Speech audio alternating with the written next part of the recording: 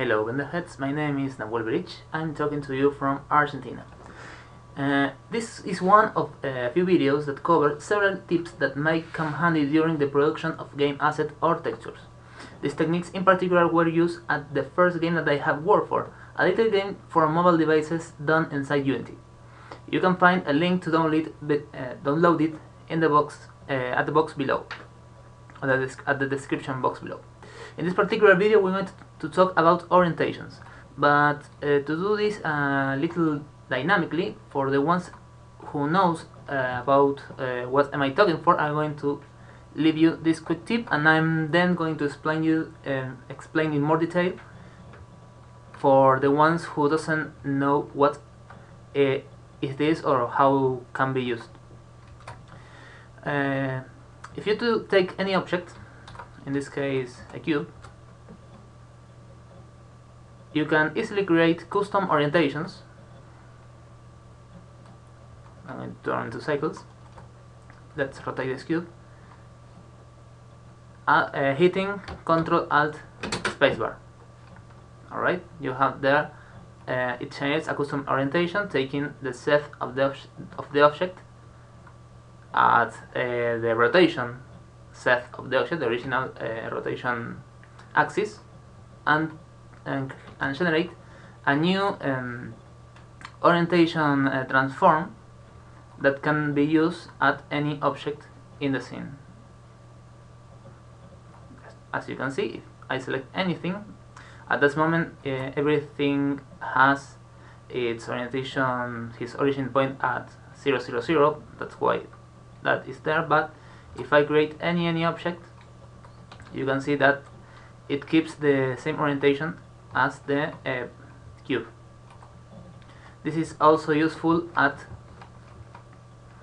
modeling at the moment of modeling, because we can generate Ctrl Alt Spacebar new axis to model in that particular direction, using gizmos, using GY or G axis, double tap, as of course I'm going to explain in detail more detail later. But GYY, and you have it there, your axis, so it can be useful to work in complicated orientations.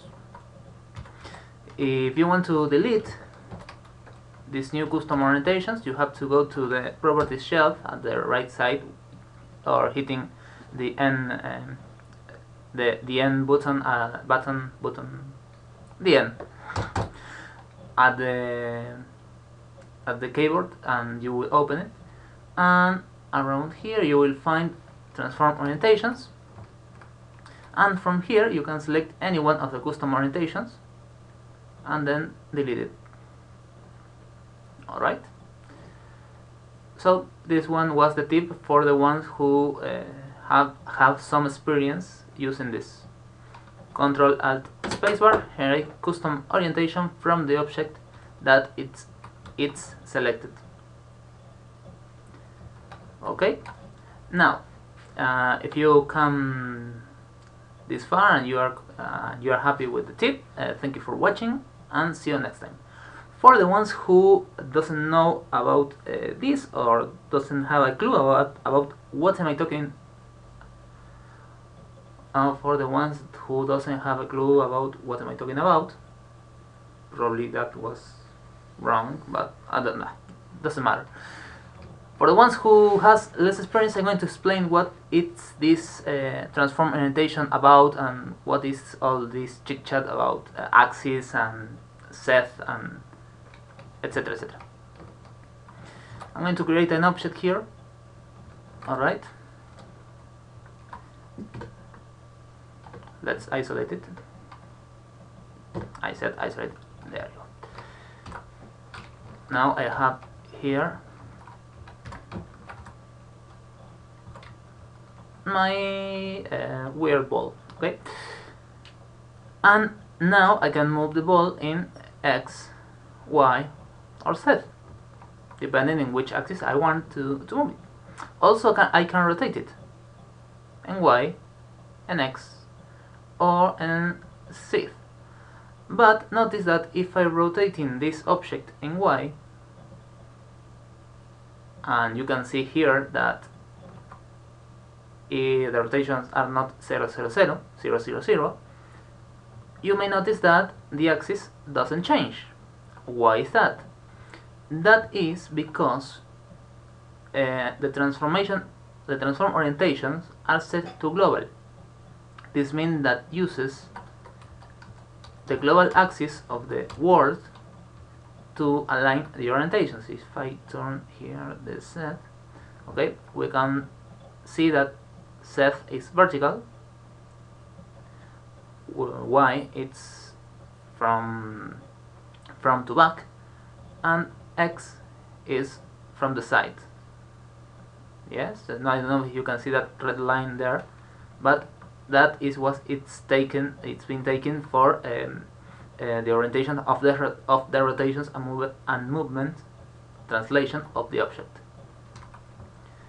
If I choose, for example, a local, you may see that this will change a lot, because now are taking into account the local rotation of the object.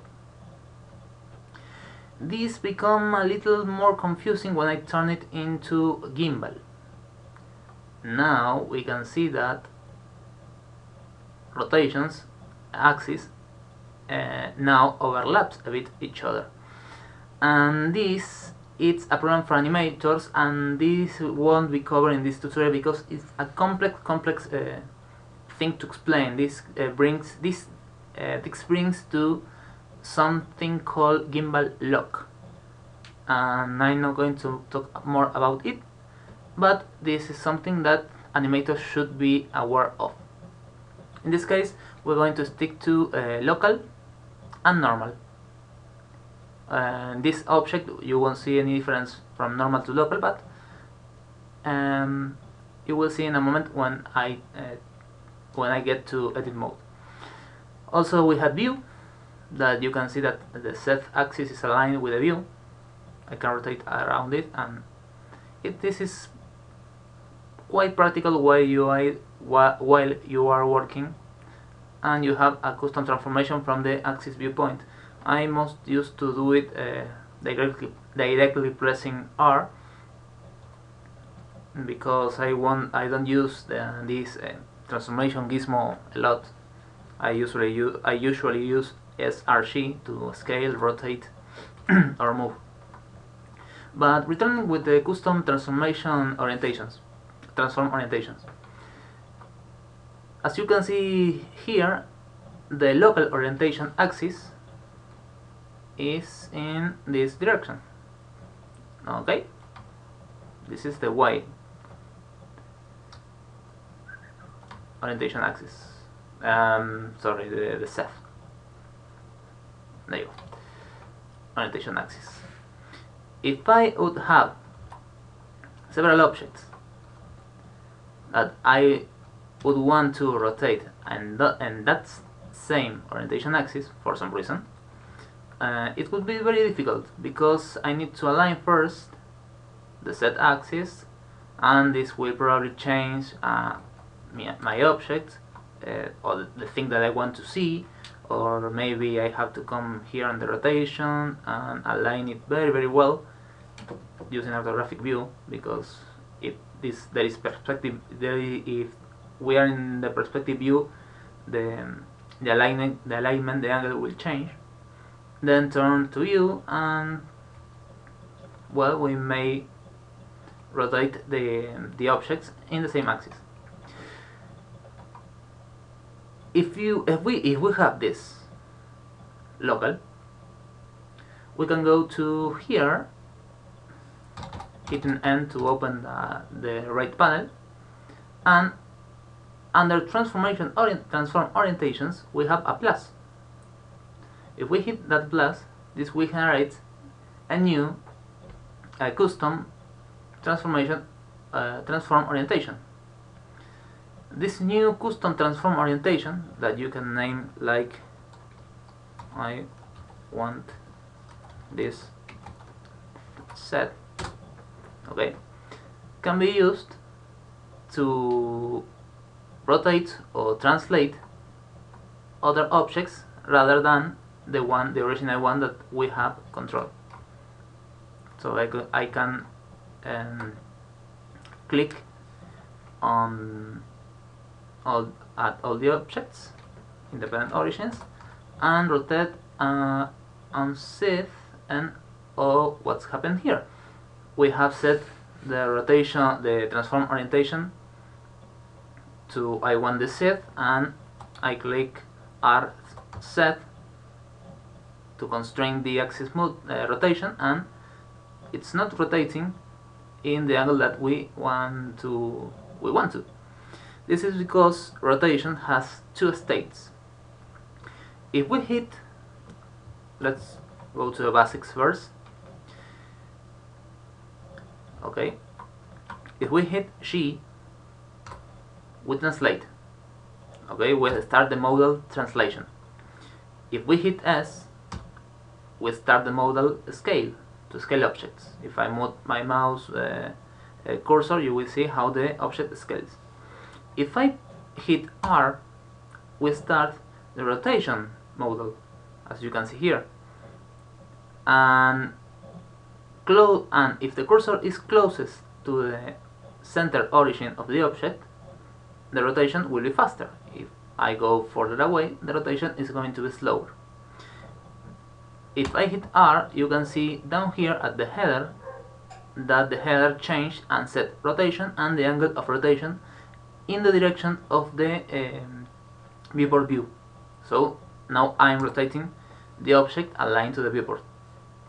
If I hit, in this moment, while I am here in rotation and next number of degrees that I am rotating the object, hit R once again, I turn now the rotation mode into trackball. See, rotation has several modes to work. Has a normal rotation in degrees and trackball. This is a hint for you that some things may have several uses. Some buttons at the keyboard may have several uses depending how many times you hit.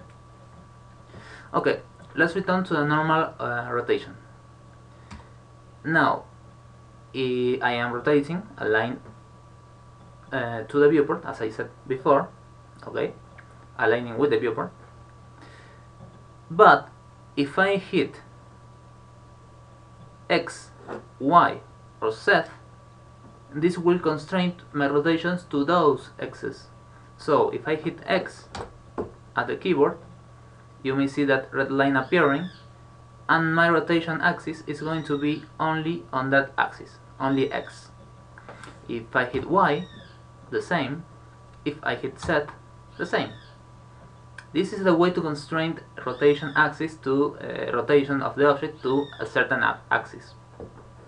If I hit Shift Z, will lock the Z axis and only rotate it on the other ones. This is maybe a bug because this shouldn't be working this way. Now I'm going to Shift to translate, and now if I press Shift Z, lock the Z translation, and I am only moving the object into X and Y.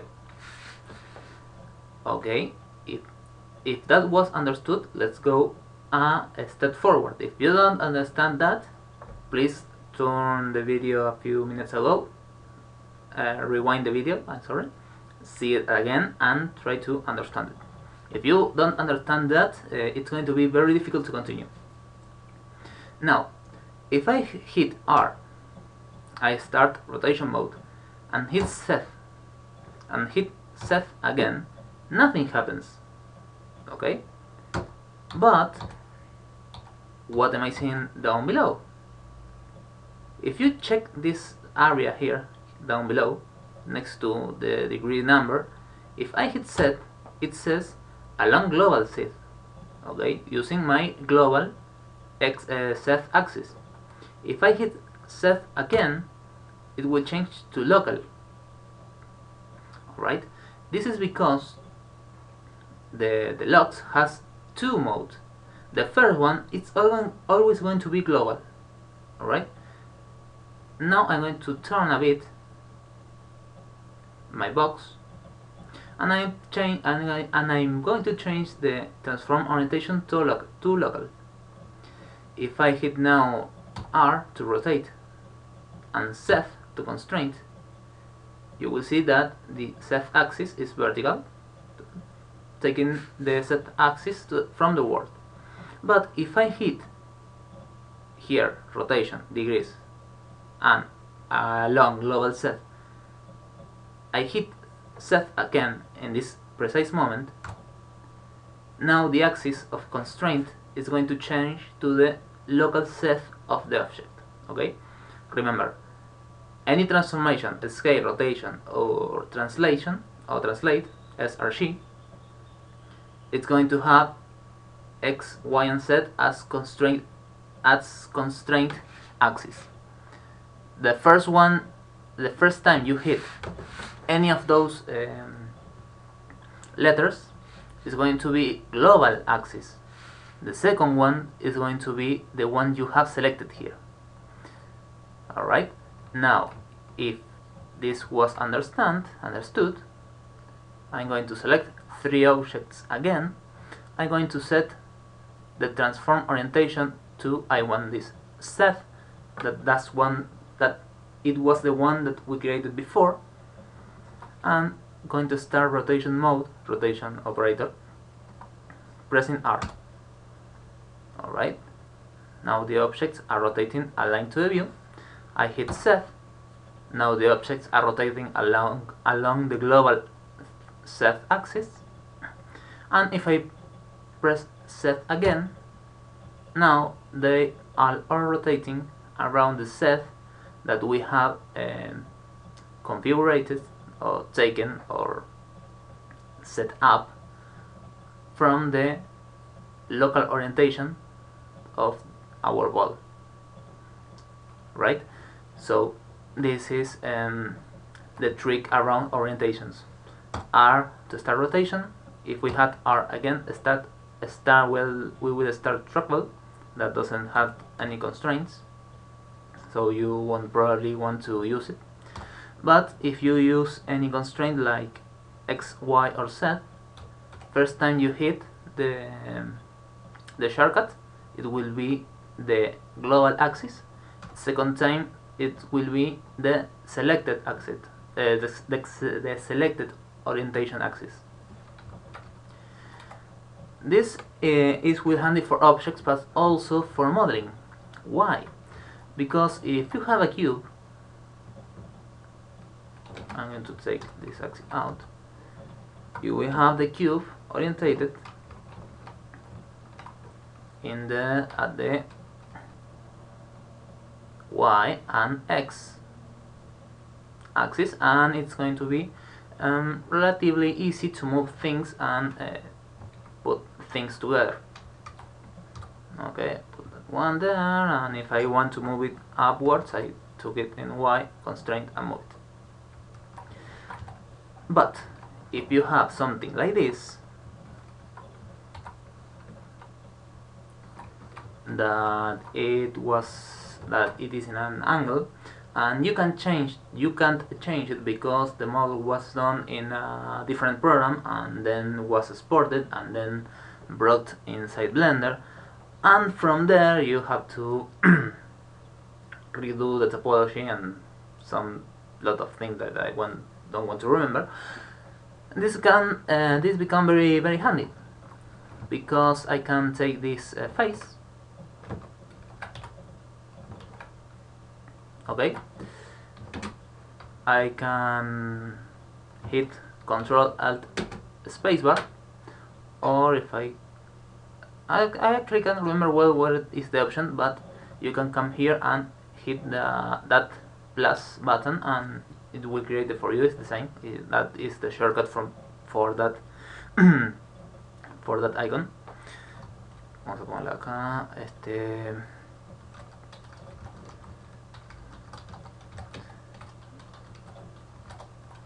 uy, complicado esto. Face custom.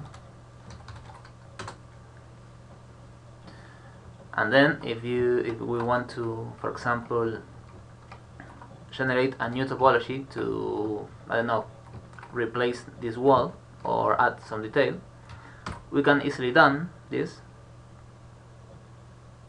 I need to explain a little more thing.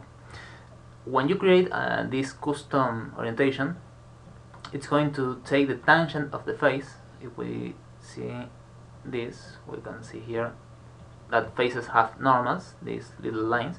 It's going to be the direction of the normal, like Z, and then in in relation with that, orientate the X and Y axis. Just if you want to say, if you set an orientation axis, you can hit Shift set Z and you take it in outside from its normal. Now we can easily move this in X, scale, Y.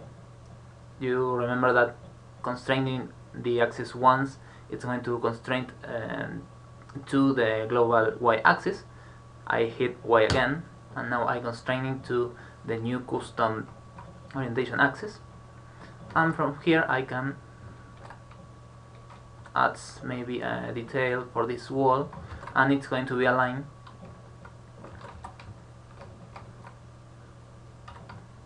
to the the face that I have taken and down there. And things like this, it will become real handy. As you may see, I'm going to be sure to take this axis. I'm going to create a new axis here. XX,